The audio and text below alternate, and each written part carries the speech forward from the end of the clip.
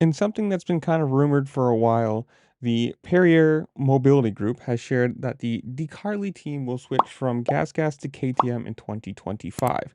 Now, this is kind of weird because this team took over or went to a gas in 2022 and won their world title with Jorge Prado that or just last year. So it's not like this is a bad team or a bad bike or whatever it is. And let's be honest, the Husky, the and the KTM are all basically the exact same bike with different plastics. Let's whatever it is. Um, let's see here, what's his name? Pit Barrier, the KTM Motorsports director, said, "quote It is awesome to bring awesome. It is awesome for us. Jeez, let's start that again. It is awesome for us to bring David, Claudio, and all their staff back into Orange. Their record as a team is almost unbeatable, and we know very well their working style and the passion they have for the sport. Taking the Carly back into Red Bull KTM colors means we're even stronger position for MXGP. It's just, to me, this is just strange. Like, if you're going to be having more KTMs, aren't you basically spending the exact same money as if you have KTM, and Husky on the, on the starting grid?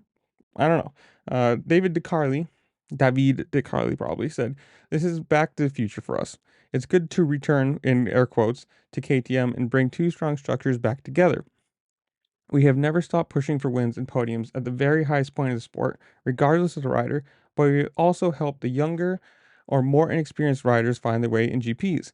It is a line we are excited to and motivated to follow. We want to deliver more titles to KTM." The team by itself, DeCarli, has Jorge Prado, which is 36 points down in MXGP, and Simon Langenfelder down 66 points in MX2. So it's not like this is a bad team with bad riders or something's going on. I don't know. This is just a very strange thing to me that it's been rumored for a while that this is going to happen for a lot of things, and it's kind of strange. Like, are they going to focus mostly on MX2? Is this going to be another team running Red Bull KTM, but not be Red Bull KTM? They're going to be their own squad in MXGP. To me, this is just strange. Like, if you're already basically under the same umbrella, it's all the same money. So why? Why? I don't know. Someone in the comments below explain this to me. Like, if you have some sort of insight to it, why would this be a thing?